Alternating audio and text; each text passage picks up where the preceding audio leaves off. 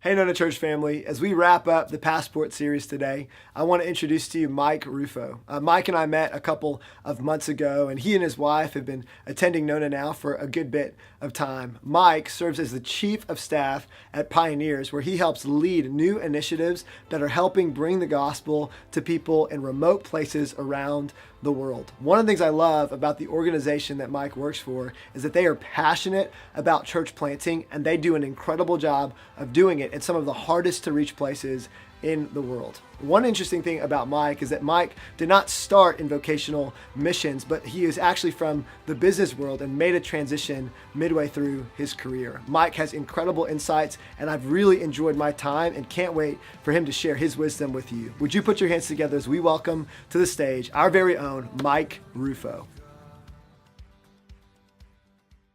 You ever have those moments like you're thinking, how did I get here? Like, how did I get here? I'm having one of those. I'm really having one of those. And you'll hear more of that story. 12 years ago, if you had told me I'd be sitting in front of or standing in front of a congregation in Lake Nona talking about missions, we'd have laughed really hard. My wife done that, we had a good laugh at that one. As Colin said, 12 years ago, we were running a 3D printing company in Syracuse, New York, my partner and I and our wives. Started in 1993, 15 years into it. We were having the successful life. We were having the rich and fun life, and you couldn't have imagined a better deal at 47 years old. You could not have imagined a better lifestyle. The business was very profitable. We took advantage of that. Life was good. I played on a worship team at church. We donated a percentage of our income to missions from our business. And we were doing our thing. We were being obedient to God. In one Sunday morning, our story getting into missions is not the classical story. It isn't the story where God says, go into missions kind of deal, or, no clouds, none of that stuff, right? Our story starts with a crazy email. So here I am. I'm sitting in our church, upstate New York, theater seating. I'm sitting here minding my own business, right? Not bothering anybody. My wife and I are sitting there, and our pastor gets up and decides to start telling about a story going to Ghana. And he started showing pictures of idols in Ghana. And I must have been in a particular crotchety mood that morning because I really didn't want to have anything to do with it. I thought he should be preaching the word, not telling stories about people in Africa. That seems to be what missionaries do, not what people in upstate New York do. Why are we doing this?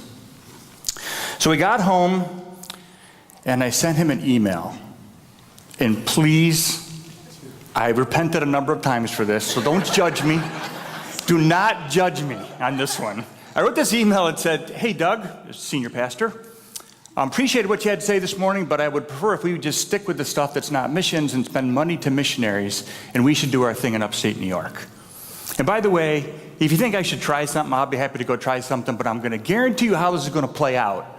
I'm going to come back to my same statement. Well, 2 months went by. Didn't hear a word. Right? Didn't hear a word. And this particular senior pastor had a habit of writing emails just in the subject line. Okay, he's one of those guys, right? So he writes this email, what about Senegal? I'm thinking, what is he talking about? I'm sitting outside of a hotel in Framingham, Massachusetts. I'll never forget it. 2006. I was visiting Bose speakers. We did a lot of work for Bose speakers.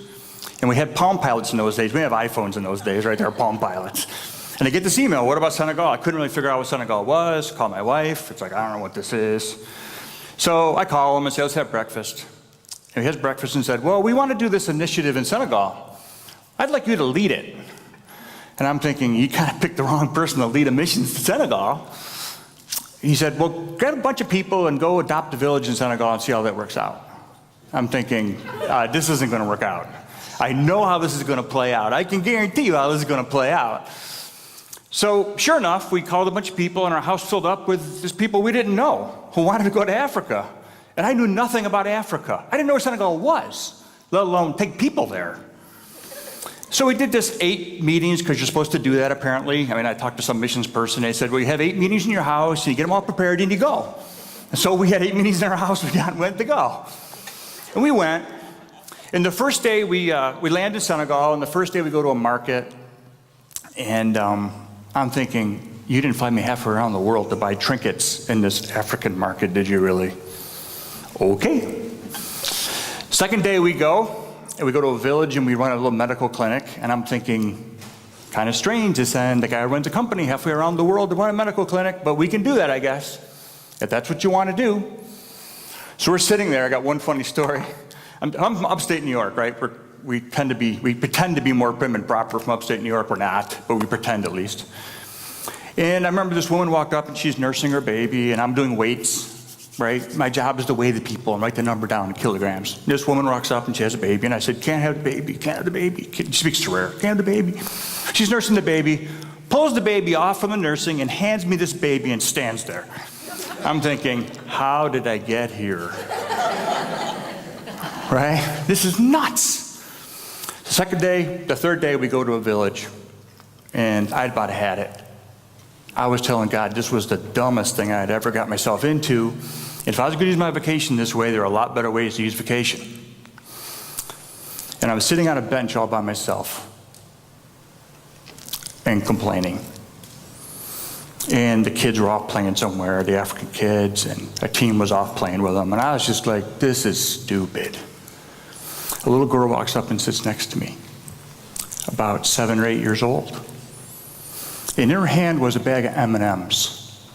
And she'd been given that bag by one of the local pastors, and she didn't know how to open it up.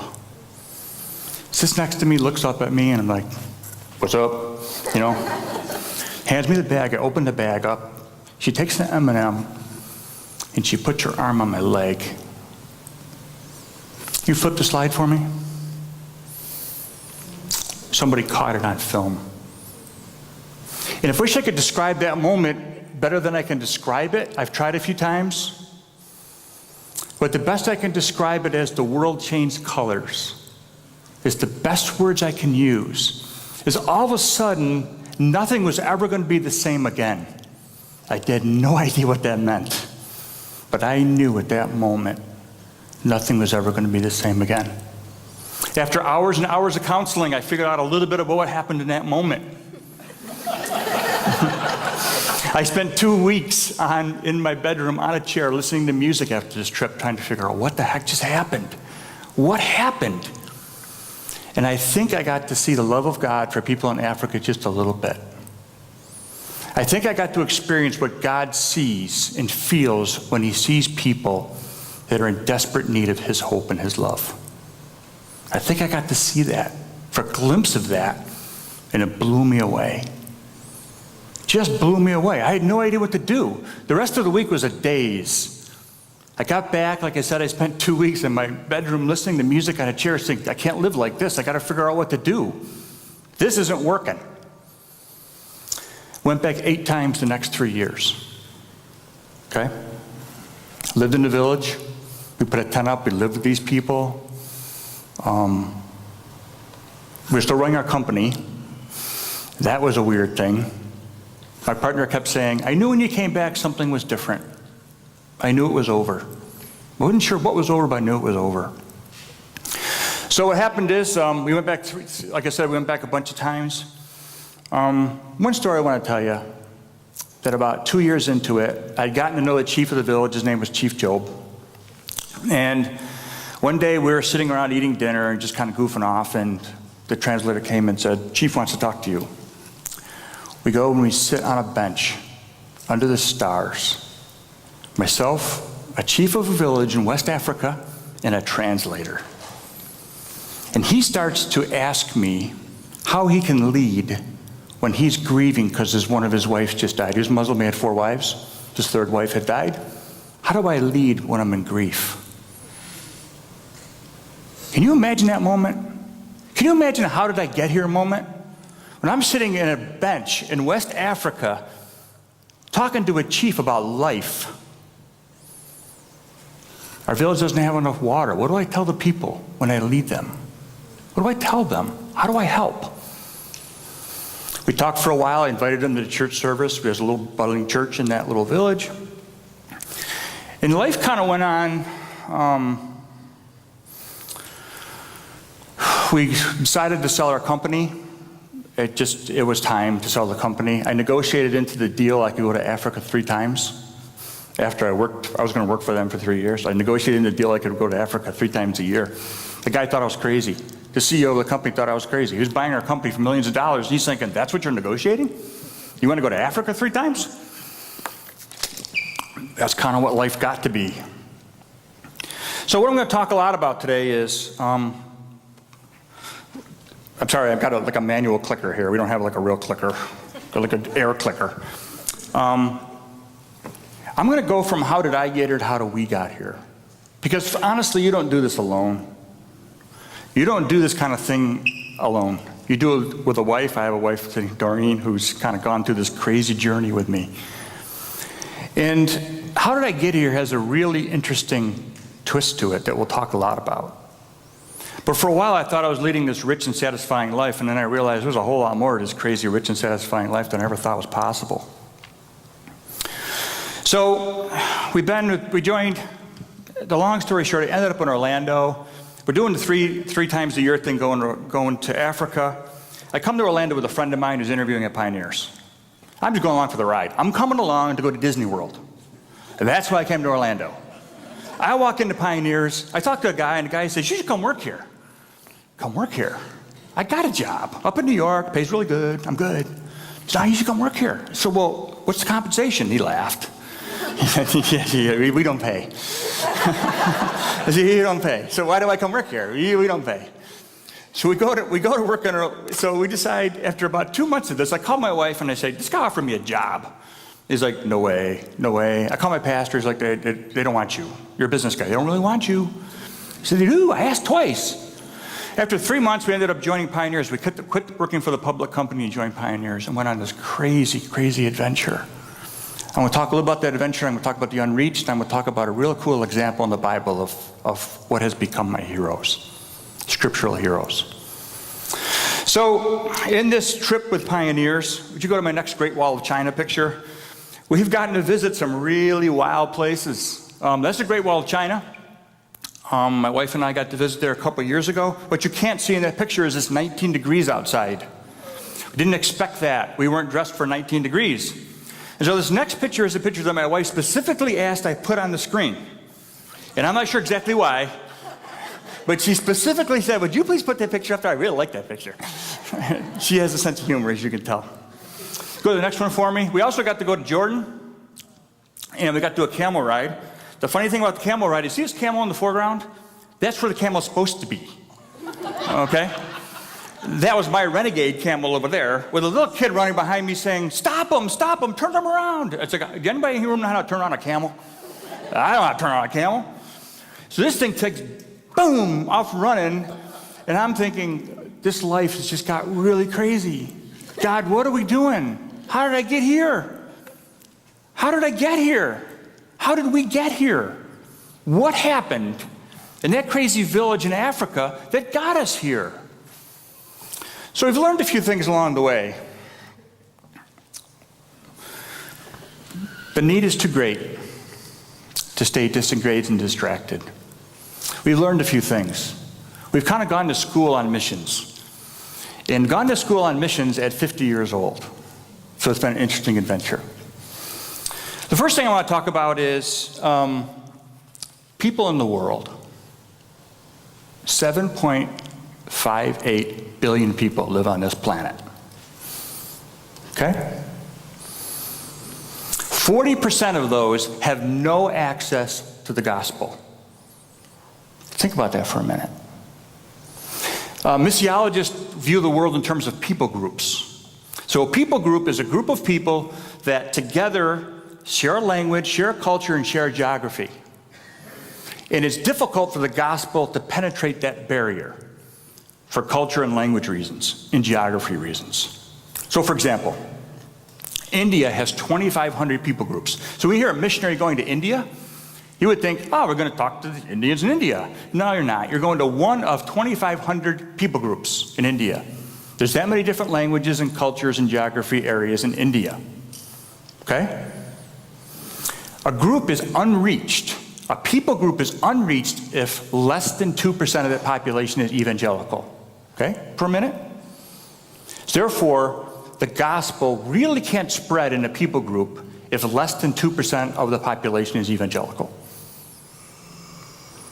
Turns out, if you look at the Joshua Project, which is really good data, joshuaproject.net, there are 17,000 people groups in the world, and 7,000 of those have no access to the gospel. Okay? Did you get that? 40% of the people can't turn a TV on and hear the gospel. 40% of the people do not have access to the good news. And it's worse. It's actually worse than that. Over 80% of Muslims, Hindus, and Buddhists in this world do not know a Christian. 4 out of 5 Muslim, Hindus, and Buddhists do not personally know a Christ follower. Our key verse that Colin has asked us to go through is Romans 10:13. Everyone who calls on the name of the Lord will be saved. How then can they call on the one they have not believed? And how will they believe in the one they have not heard? People have not heard. They're unreached. That's what that verse is talking about. How can they call on the one they have not believed in? How can they believe in the one they have not heard? People in unreached people groups, 40% of the world's population cannot believe because they haven't heard it. Let's go to the next one for me. This is a generous 20 million evangelicals in the U.S. I'm not going to get into who's a Christian, who's evangelical, not. Let somebody else deal with those hard questions. Let's just say conservatively there's 20 million evangelicals in the world. There's 127,000 missionaries sent out from the U.S. That's an exaggeration. The number's probably closer to 60,000, but some people think it's 127, so I give the benefit of the doubt. 99.99% of the people that are in that 20 million are not engaged. The need is too great. And I'm not here to put a guilt trip on anybody. I'm the guy who ended up in Africa, okay? So that's not my deal. My deal is to tell you the reality of where we are with the gospel. That's what I'm doing. So that number is actually worse than 99.99, but we'll round up for the moment, okay? That's really what's going on here. Okay, let me get my glasses here to make sure I did the right thing. So who is God sending? Who is God sending? The reality is not enough people are going, and not enough people are engaged in the mission. So people are unreached for a very specific reason. People are unreached because they're hard to reach. That's why they're unreached. They're in places where they don't want us, like North Korea. Try being a missionary in North Korea, it's how that works out for you, okay? Or even China nowadays, or Indonesia, or India, places that you can go visit and be a nice tourist. They want nothing to do with missionaries. They're unreached for a reason. They're unreached because it's really difficult to get into. But there's a story in the Bible that's really fascinating. Go to Acts 1:8-1 for me. I want to read this. After this, Paul left Athens and went to Corinth, and there he met a Jew named Aquila, a native of Pontus, who had recently come from Italy with his wife Priscilla, because Claudius had ordered all Jews to leave Rome. Paul went to see them, and because he was a tent maker as they were, he stayed and worked with them. So Paul goes and finds Priscilla and Aquila, right? It turns out Priscilla and Aquila, there's more in Scripture about Priscilla and Aquila than you first think there was. So Paul goes and finds them. They got kicked out of Rome. They had a thriving business going in Rome, building tents, doing leather work, and got kicked out and ended up in Corinth. Go to the next verse for me. And Paul was reasoning in a synagogue every Sabbath and trying to persuade the Jews and Greeks. So Paul works with them during the week. Paul goes to the synagogue. Priscilla and Aquila probably do some other things. We'll see a little bit later what the other things they're doing. The next verse is really fascinating. When Silas and Timothy came down from Macedonia, Paul began devoting himself completely to the word. Doesn't say anything about Priscilla and Aquila. So Priscilla and Aquila are still working every day. They're vocational people. They're working every day. They have a trade. They're making money. Next one for me. The churches in the province of Asia send you greetings. Aquila and Priscilla greet you warmly in the Lord, and so does the church that meets in their house. That's what they're doing. They're hosting a church. That's what they're doing. They're vocational people hosting a church, working alongside Paul. So you would think Paul does all the scriptural theology stuff, right? And Priscilla and Aquila do all the tent making and all that. No. Put the next one up for me. Meanwhile, a Jew named Apollos, a native of Alexandria, came to Ephesus. He was a learned man with a thorough knowledge of the scripture, and he had been instructed in the way of the Lord, and he spoke with great fervor and taught about Jesus accurately, though he knew only about the baptism of John. He began to speak boldly in the synagogue, and when Priscilla and Aquila heard him, they invited him to their home and explained the way of God more adequately. They learned something from working alongside Paul. They learned something. They were observing him. They were watching him. They were listening to him teach. And they went to this learned man with fervor, and they were given the privilege of teaching him the way of God more thoroughly. Can you imagine the how did I get here moment for those two? You're in stinking Rome. You get kicked out of Rome, you lose your business, you set up another shop, you bump into Paul, you start learning from Paul, and all of a sudden you're discipling a man with great fervor who's going around teaching about the gospel. That's a how did I get here moment if I ever heard of one. Can you imagine the pillow talk in that house? Can you just imagine? Look what we did today. That was amazing what we did today. We got to talk to Apollos. Imagine that. That's pretty cool. But it even gets better. Go to the next one for me. Greet Priscilla and Aquila, my co-workers in Christ Jesus. They risked their lives for me. Imagine being called a co-worker of Paul and you're a tent maker. You're a vocational person. This is the stature that Scripture is putting on Priscilla and Aquila.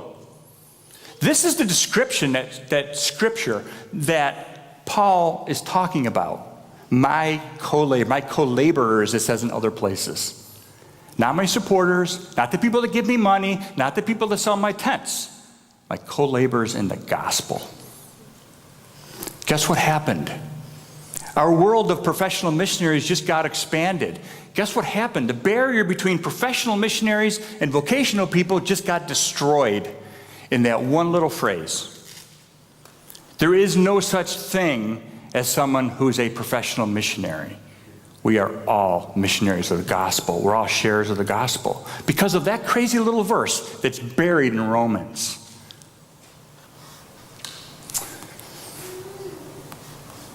Go to the next one for me. How did we get here?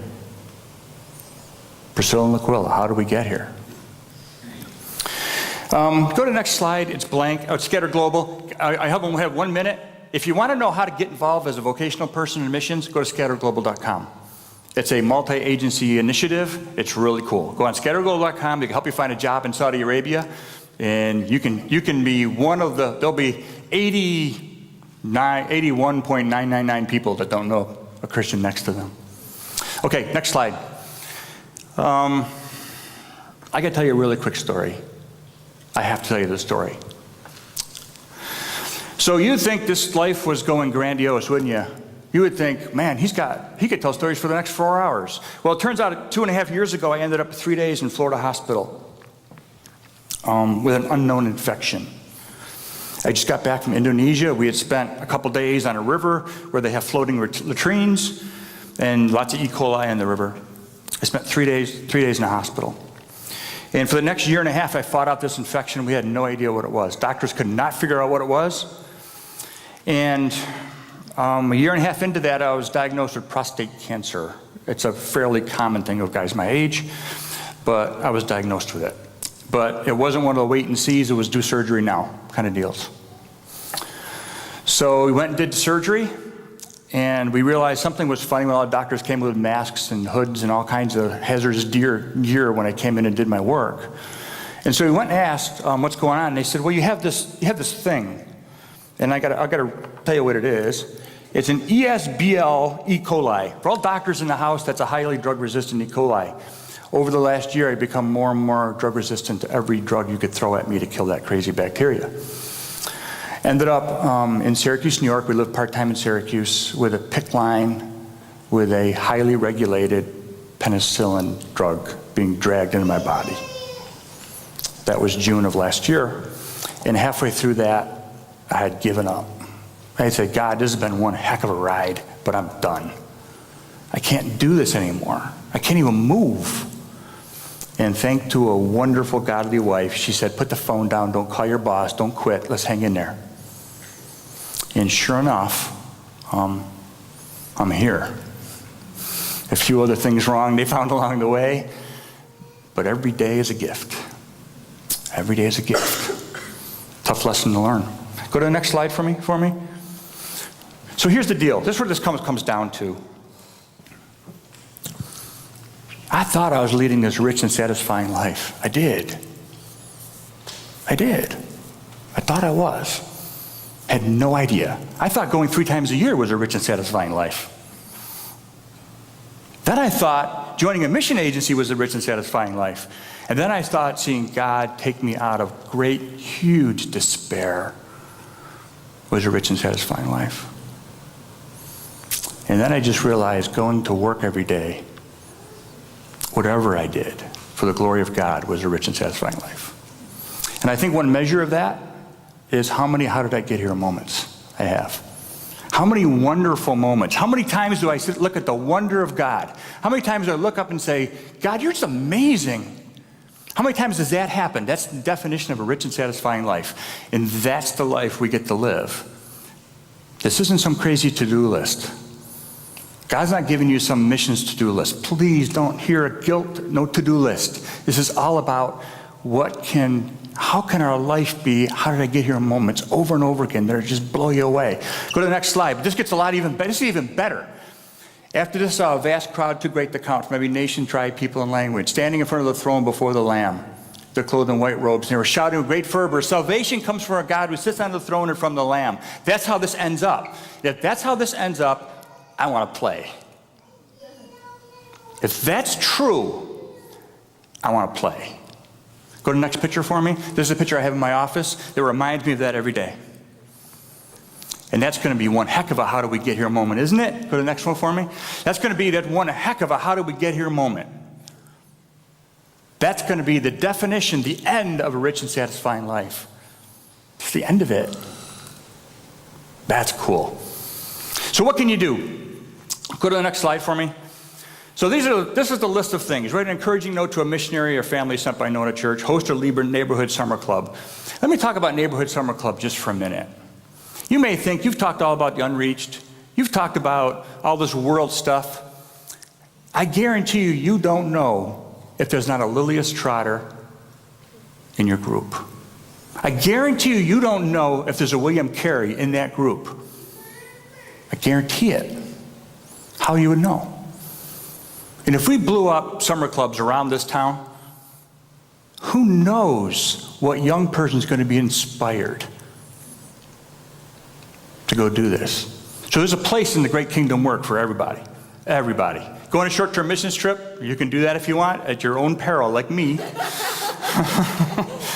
Or you can go check out scatterglobal.com. Of course, there's always one more thing you can do. You can always send these guys an email, but trust me, that might not work out like you think it's going to work out. Okay? Then just hang on. That's what I had to say this morning. It's really my story. It's really all about unreached. And it's really about a passion is how do we as a people of God engage? How do we as a people of God with vocational skills, not professional missionaries? I have 0 Bible credit hours. I've never taken a Bible class in my life. It doesn't matter. How do we get here in moments?